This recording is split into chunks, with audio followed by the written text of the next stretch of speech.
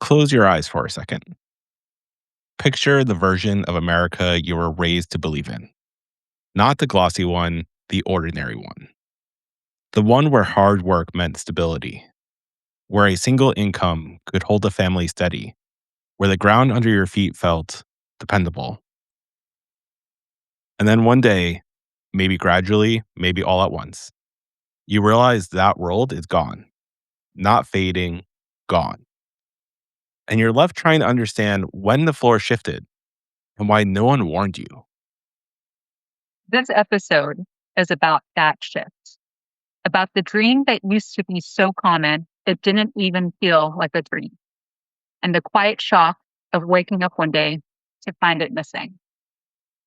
So let's step into your story, Chris, with the picture of the world you came from and the world that shaped what you thought was possible, growing up in a working class town in Connecticut. Can you keep painting that picture for us? Yeah, happy to. So that town is called Naugatuck, and it's part of a valley that is a sort of a forgotten factory town. We produced, as a town, the majority of tires in World War II. And it was a good town economically for middle class people for a long time. My grandfather barely graduated from high school, was able to raise a large family, have a boat, take his family on vacation. His wife, my grandmother, never had to work outside the home. And that was the norm for that entire generation. They worked 40 hours a week and had a pretty good life. My dad, he's an industrial mechanic. And my mom had to work on and off over and over again. My dad had to chase every extra time, overtime opportunity he could. Smaller family, but next door we had a truck driver uncle. We had our own place to live, and it didn't really feel like we wanted for much. Like we can make it work, but boy, looking back at it, you can tell my parents' generation had to work harder than my grandfather's generation, and then my generation. It across the board, I don't know any family who is making it without at least two incomes. Most families are working two and a half full-time jobs. And that's just to not keep sliding backwards. Credit card debt, student loan debt, housing prices are all going through the roof. And now a normal 40-hour a week job for the vast majority of people just doesn't cut it in the same way. We're all struggling to make it all work. So that's the sort of town I grew up in and the slide that we felt over just three generations. Wow. So working class town, blue collar family. If you took those exact same people, the same jobs, same hours, and then you fast forwarded were to drop them into 2025, what would happen?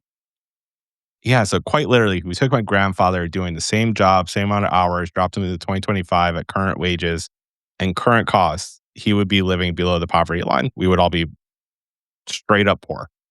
And it's not just that wages didn't keep up, it's that costs ballooned dramatically. For my grandfather's generation, healthcare cost a couple $100s a year for the entire family. A house was basically 2 to 3 times his annual income. The If he wanted to go to a 4-year college, it was a fraction of the price it is today. Now, a house, the median household price is over $400,000, multiple years for most people. For healthcare, it's now somewhere between $15,000 to $25,000 per family, at least. For just a public 4-year education, you're talking six figures. These are costs that you need in order to have economic mobility that have skyrocketed way faster than the normal inflation numbers would show you. And so, yeah, if you take my grandfather with his skill set, working 40 hours a week in a factory job, drop into 2025, he's poor. He's not middle class anymore. That hurts to hear just how far our standard of living has become something that's not easily accessible anymore. I am curious, given that Nixon did take us off the gold standard in the 70s, how did that play into the reality that we see today? It's such a great question. And the gold standard is definitely a part of the story. And taking things off the gold standard meant that they're not tracked to a single source of what is value anymore.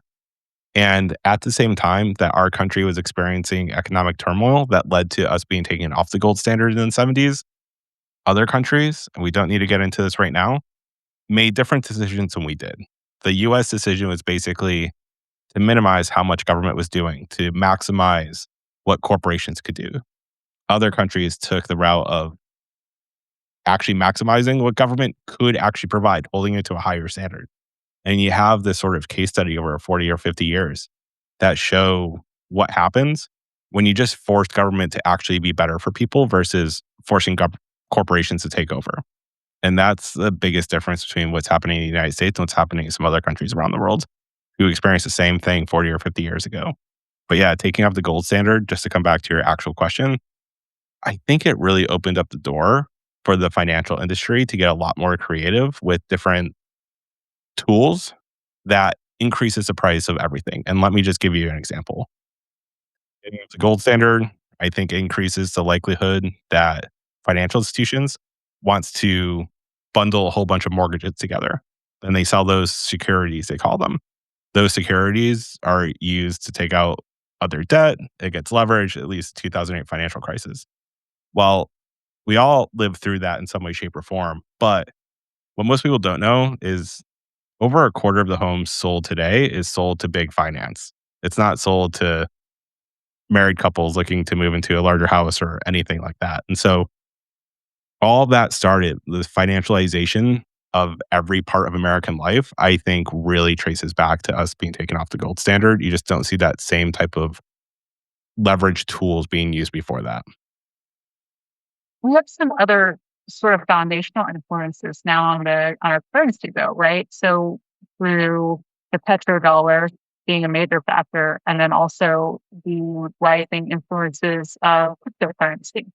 I think how might we, as someone who hasn't been financially trained, start to go into understanding what those impacts are on the economy? Yeah. So the other thing to tie these two questions together is when Nixon took us off the gold standard, our value of a US dollar is basically based on supply and demand. The more demand there is, less supply, the value of dollar goes up. More supply, less demand, value goes down. And what the petrodollar does is it increases the demand of the US dollar because basically we can get into the history of it down the road, but the petrodollar, for the most part, most of the oil bought and sold in the world is bought and sold in US dollars. So the oil coming out of Saudi Arabia, the oil coming out of Kuwait, all of that being bought and sold, whether they're selling it to the US or not, is being bought and sold in US dollars. Then those countries have US dollars and then they reinvest it in the United States stock market, in the bond market, and whatnot. So it all drives the price of the US dollar up. The flip side of that is whenever there is instability in the Middle East, the US dollar takes a hit in terms of overall demand. So in recent months, when US and Israeli attacks against Iran happen, then and everyone stops shipping oil through the Strait of Hormuz because Iran has it shut down, the demand of the US dollar temporarily plummets and it impacts all of us. And I forgot what year it was. I think it was 2024. The value of the US dollar in the international markets dropped by like 15%. And if you consider that in a lot of what we buy, a majority of the components of it are made somewhere else, then everything that is being put together and assembled for us to buy is becoming much more expensive. And that's how these things are hidden in plain sight. Because if you don't know the term petrodollar or you don't know the history of it, you may not put two and two together, and our national news doesn't do a good job covering it. And then add cryptocurrency into the picture. And boy, I would say the biggest thing for people to know about cryptocurrency is how much the current administration is invested in cryptocurrency and how much foreign entities are buying into it to get access to our president. And that was never a mechanism before. Like you couldn't just buy a whole bunch of US dollars and get access to the US president. That wasn't a thing. It still isn't a thing. But the United States president is right now, his family is managing these cryptocurrency coins, and a lot of foreign buyers are buying an awful lot of it to the tune of billions and even trillions of dollars. And It's something we have to really look out for because it's not built into our system of checks and balances, even as shaky as that system is right now. Okay, so some questions about petrodollar I want to follow up on, but because what you just said is actually so disturbing, what would you like? How do you know that this is happening? First of all, you get the access to the president through this, and two, what kind of regulations are in place or are not in place that there's some? You would hope that there's some sort of international monitoring of this sort of activity. Yeah, let's take those backwards. There is very little regulation on cryptocurrency. Um, and if you have to ask yourself why, which would be a good question to ask, I really think it comes down to a lot of political donors in the United States have made a lot of money on cryptocurrency, and I don't think they want it to be regulated very well. The how do I know that this is happening with the US president is fairly well documented. There are plenty of news stories. If and by all means, if you're listening to this, don't take my word for it. Google it, look for a news source you trust, or two or three, even better. And here's my pro tip for everyone. And we can get into this on a future episode. The United States of America, our big national media outlets, what you used to think of the nightly news, is much more entertainment based than news based. But if you go to countries like the UK or France, for example, they still have genuinely nightly news that is run by the ethics of journalism that we all grew up with. And they have English versions of it and they cover the US. And so those are the news sources I go to if I want real journalism that covers America. And they have a bunch of these investigative journalist pieces that cover the cryptocurrency in recent years. Okay, so you're actually reaching into international sources to get baseline information about what's happening in our own country because it's not as trustworthy. Yeah, I wouldn't say trustworthy. They're not producing the news the way that they used to for the sake of news. They're producing it for the sake of entertainment. So they gloss over certain things, they play up certain things. It's a source of entertainment. So it's not that it's not trustworthy, it's just not what you're used to thinking it should be. Well, and I believe that the definition of news or entertainment even plays into what these channels are able or not able to report. And there have been lawsuits, especially against the Fox network, because of the liberal ways that they're using it.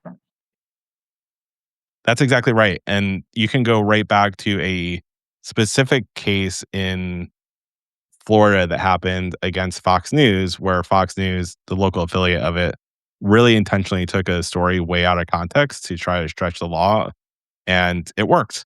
They went to court, the court ruled in their favor, and then pretty quickly, the argument that Fox News made, which is, hey, we're not a news organization, we're an entertainment organization, became the new standard for the entire industry. And that dates back to about 2004. So people are busy, right? And they shouldn't have to spend all their days researching and trying to validate the news that they're getting from what should have been the dedicated news channels. What is a person to do outside of the international approach, right? Because not everyone knows what those channels would be. Yeah. So I think what the best thing to do is two or three things. The international approach is great. It takes just as much time and energy to go to BBC.com or France 2, which is one of their channels in France. If you just create that new habit, that's one way to do it. Another way to do it is check multiple sources. So even though it's all entertainment in the US, if you want to stick with US based news, just don't watch you let me take it back. It becomes really risky to just watch one news source. Watch multiple sources, and when they're covering the same thing from different angles, you can get a good sense of what the middle ground actually is. And then the third thing is talk to your friends, family, and neighbors about it. I think we all have this tendency, especially now that we all have social media algorithms feeding directly into our phone, that we just want to read our own news and not talk about it with other people. But bouncing ideas off of other people is really a quite effective way. It's something we used to do very organically when we were kids growing up, when we didn't have the internet in all of our pockets, that you had to ask your friends and family and neighbors. And you know what? When you receive information, you're probably going to think about it differently than I do, just because we have two different lived experiences.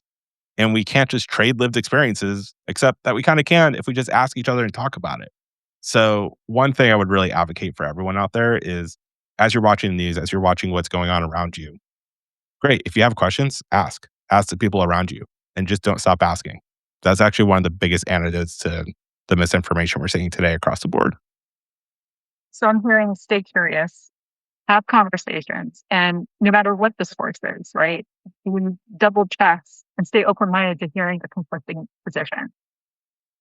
100%. And I'll give you one other pro tip. If you're reading or watching anything and you're feeling yourself getting immediately emotional, put it down. Take a deep breath. They are written to get you emotional. And when you get emotional, it's hard to think logically. Mm. And by the way, I Well, mean emotional in either a good or bad way. You can be like, I love everything about this, or ugh, I hate everything about this. Like that emotional reaction that we all have is a good indicator to like give it a rest for a minute. if it's that emotional, are we should we be skeptical that it might be propaganda? Because that really is about the creation of persuasive narratives, right? 100%. That should make you pause. The other thing that will make you pause, and this happens all the time in American news, if you see anyone in writing or on video put two ideas just really close together and make you make the leap, like that's a known manipulation tactic that happens all the time. Yep. If you see them explaining the actual causal links that go from A to B to C to D and then therefore E, that's good journalism. But if you say, "Oh, so and so did this, and earlier that day they were doing something else," and like, "Oh, they're a bad person," like you're making that link yourself. If they can lead you to that aha moment, you will believe it. But you actually like connected those dots, which is why you believe it so much. And that's something that you can see in our news all the time. Was across multiple channels. It's not just like one source, one network reading this. Oh, for sure. It's kind of everywhere. Yeah. I actually want to circle back now to the question that I had about the petrodollar. Yeah. You were talking about how the US currency is essentially that foundational sort of trade with that the currency is it's being restricted. What happens if the US dollar is no longer the primary currency for century? Not to be alarmist and not to put two ideas close together where you have to make the leap. If the US dollar is no longer the reserve currency of the world, which is how we commonly refer to it, what the reserve currency status does for us is that it dramatically increases the demand of the US dollar more than it would ever need to be without that status. And so if you took that away, and by the way, Iran is selling oil to both China and Russia, not in the US dollar. Other countries are considering it now. So you start to see these fractures in that status. What you would likely see is the value of the US dollar plummet dramatically because you're taking away a huge part of the demand of how US dollars are used. And on one hand, you would hope that the people who print the money could manage that effectively. On the other hand, we have an entire history of economics and fiscal policy that says they don't manage it all that well, at least not fast enough for something like that.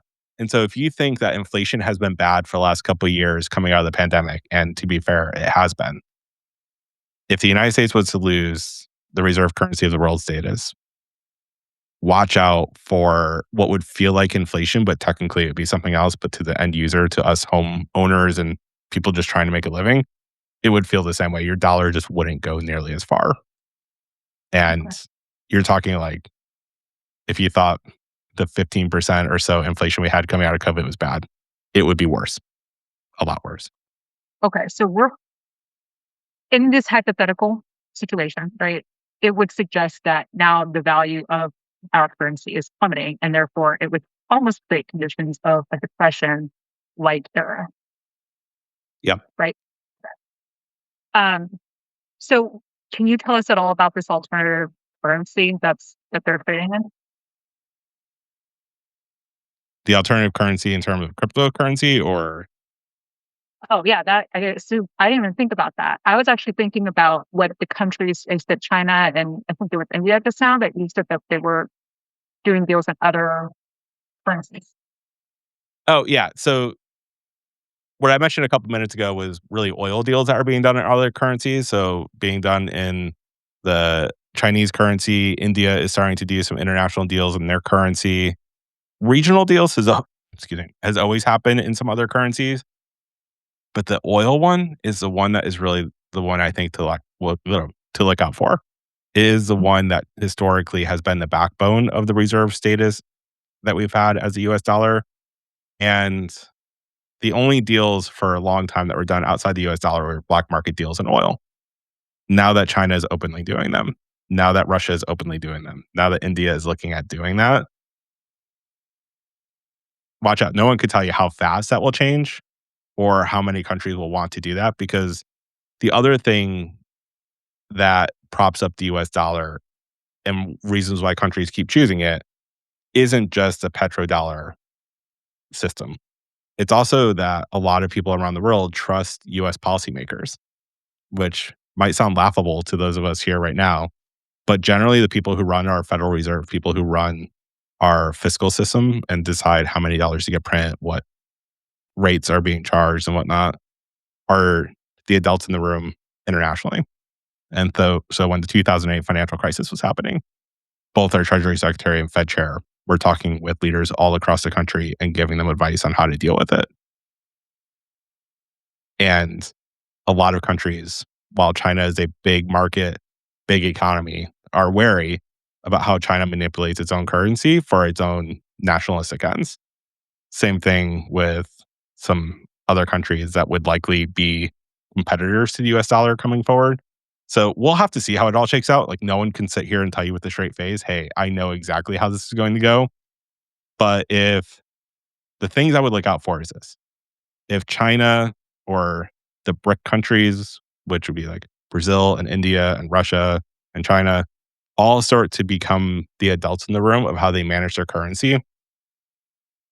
Be What BRICS? Hmm? What are BRICS? The BRICS? BRIC countries, Brazil, Russia, India, China, I believe is what BRIC stands for. It's an acronym. So they're a group of countries that make up a pretty large percentage of the world economy. Oh, So if they start acting like the new adults in the room while American policymakers keep doing stuff in America's best interests at the expense of everyone else, stuff like that would have this transition accelerate. okay. So do the BRIC countries have their own currency too? Or is that just like a unified group and that's all that they are? It's just a unified group. They don't have their own currency. It's not like the EU or anything like that. And so they're saying that the world balance as we've grown up into it, like you and I have, the US, yes, does have the sort of like top spot, but it was also with respect to making sure that other countries could benefit too. Now it's starting to Correct. shift in such a way that the US is overstepping how much of that benefit we're reaping and how much others can benefit within that world. Correct. That is concerning. And there's one other thing I do want to ask you about the petrodollar as well. So if the US, which seems pretty dependent on this, and having other countries play into that trading balance, if we have motivation to maintain that sort of, you know, monopoly on that, how that system works, Yeah. what might that, motivate us to do with other countries to maintain that superiority, we'll say? I'm going to overly simplify this a little bit. And I would just say if we as a country and our national leader said this is in our national priority to maintain this, the two biggest things that you could do is fiscally be the adult in the room and internationally offer stability, not chaos. So, what would that look like? Those two large principles, what would that look like in practice? It might be easier to show what it would not look like in practice. And so, if you didn't want to be the adult in the room fiscally, you would do things like institute tariffs randomly, on again, off again tariffs. You would do things like have the president of the country really engage directly with trying to fire the head of the Federal Reserve, which has never been done in American history. You would do things like really complain about ballroom expenses instead of worrying about interest rates. Those would all be things you would do if you were not doing the right thing, which is Okay, things that. taking those three examples, why? What's behind those activities? So, what's behind those activities? If The whole reason why we have a Federal Reserve System in the United States is to make it as non-political as you could possibly make it, because if you made it political, every president would want to basically juice up the economy right before every election, and then it would crash right after every election. That wouldn't serve anyone. And so you want people that don't have to be responsive to the pressures of public elections to have their sort of hand on the wheel to steer the ship that is the economy. And when a president starts interfering with that and starts breaking down those walls of independence, other countries are going to get nervous that, hey, if he's able to do it and has a Supreme Court willing to let him do it, then you're going to set a new precedent that says every president's going to do this moving forward and there's no predictability. If you see a US president complaining about things like the expenses that went into modernizing the Federal Reserve building and their meeting spaces or the ballroom or whatnot, you are basically telling the world that I don't care about the fiscal management of all this. I care about petty politics. And that's not being the adult in the room. And I forgot what was the first example I used. Let's see, that first example was the on and off again tariffs. The on again, off again tariffs. So if you're trying to manage a really complicated economic system, the thing that you want business leaders and people who do business at scale to have is predictability. And when you start doing on again, off again tariffs that you can't explain the rationale behind, you are telling the entire world you don't care about the second, third, fourth, fifth order effects of those decisions. You're just out to protect yourself at that point. So a lot of this, I guess I would sum it up to say, it's the way that diplomats and other national leaders are reading our actions or the actions of our leaders and interpreting that is really the connective tissue here. Okay. Well, might it also be a motivation, um, a motivational factor to try to make sure other countries are also giving us oil one way or another?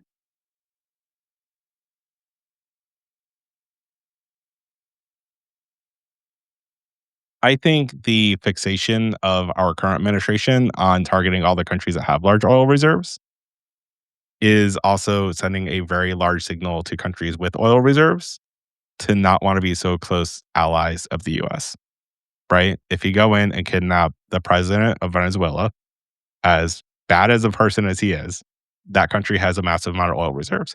Go in and take out the leader of Iran, as bad as the regime in Iran is, country with large oil reserves.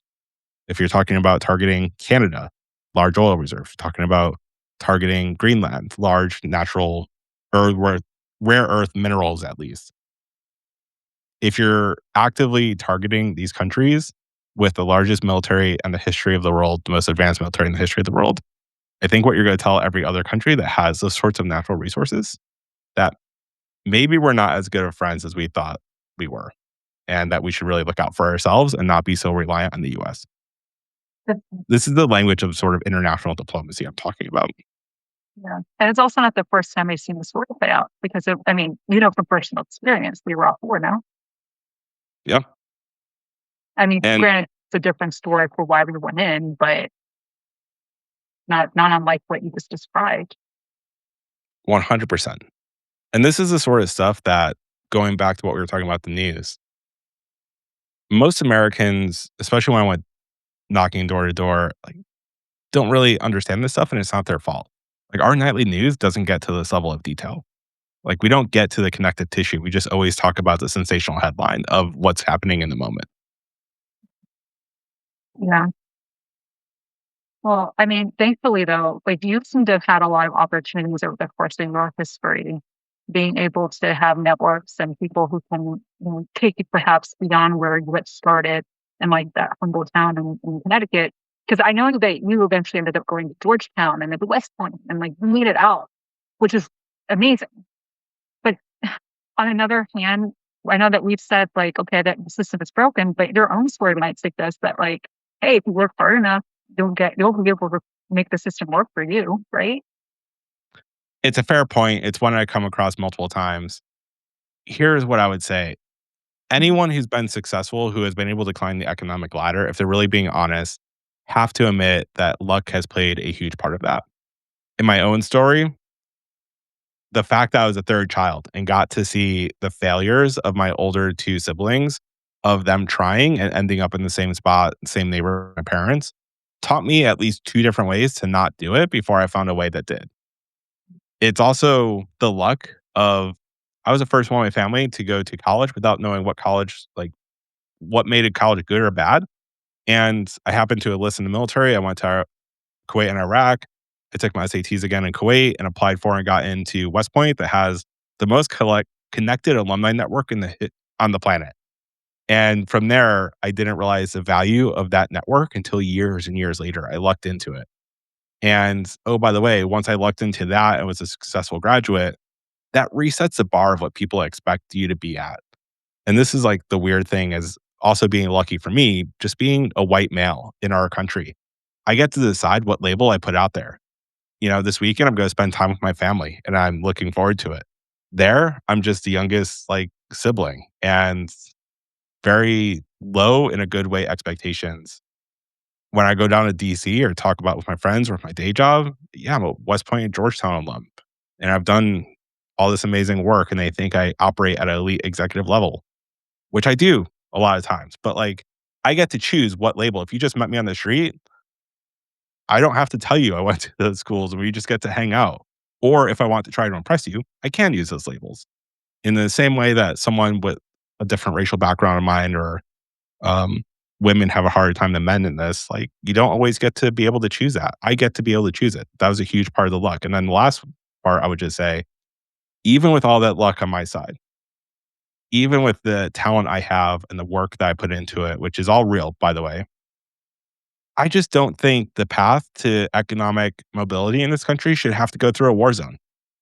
I'm proud of my military service, but you shouldn't have to pay that sort of price to be able to get ahead without having to pay student loans, to be able to get ahead without having to worry that one mistake is going to cost you everything. And in a weird way, going to war, one mistake can cost you everything, but it all happens so fast. And then life after it, you get a lot of benefits, you get a lot of posi- positive stuff that comes from it, sure. But I got really lucky along the way, and I don't think that is a system that we want for our country as a whole. So you have a bit of a double play on the title of the book, right? I actually have a triple play on the title of the book, but yeah, the first play is exactly what you're thinking right now. It's you shouldn't have to kill to get ahead. You shouldn't have to go through a war zone in order to get ahead.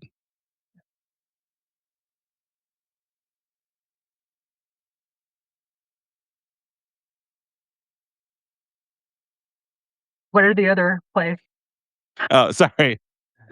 So the other plays are when you look at the data across the country, the economic data, and you realize people are working more hours. They're producing more per hour than ever before in American history.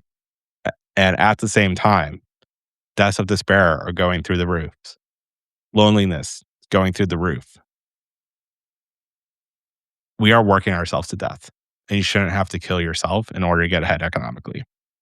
And then the third part is when I first started writing the book, I was reading polling data that was telling me that 1 in 5 Americans thought we needed to use violence to correct the political direction of our country. That's how Oh, broken people thought it was. By the time I finished writing the book a year later, the polling data was showing 1 in 3. oh, And that amount of frustration with the system where people are saying actually violence might be the answer is, in my opinion, a massive mistake. Because if you go that route, you destroy far more than you create. And we can get into that in a future episode. But the last meaning of the book is we shouldn't have to kill each other to fix this. We actually have plenty of ideas to fix it. We can use the tools that we have at our disposal. The answers aren't as hard as people make them out to be. We have all the answers, we have all the wealth, we have all the resources we need. What we need is political will, and each and every person listening to this can be a part of that political will if we want to play our roles. And that is a far better outcome. No matter what we disagree about the individual solutions, that is a far better outcome than turning to violence. that is true, but so much of what you said is just, I mean, it's a little bit mind-boggling. And I mean, like, for example, the fact that it's not really just meritocracy, the ability to work super hard to be able to get ahead. And then what is it? How did we end up here? where that's the reality. Yeah. And how we ended up here is a long story, but it's also that's such a good deliberate question because the answer has to be deliberate. It wasn't an accident. It's basically a culmination of decisions that were made over 4 or 5 decades. And when you put that past and that story and the present that we're all experiencing side by side, the contrast is sharp. And the life that once felt stable isn't anymore. And it's all based on these decisions that were made decades ago. And that's where the story we were taught to believe doesn't match the world we're living in anymore.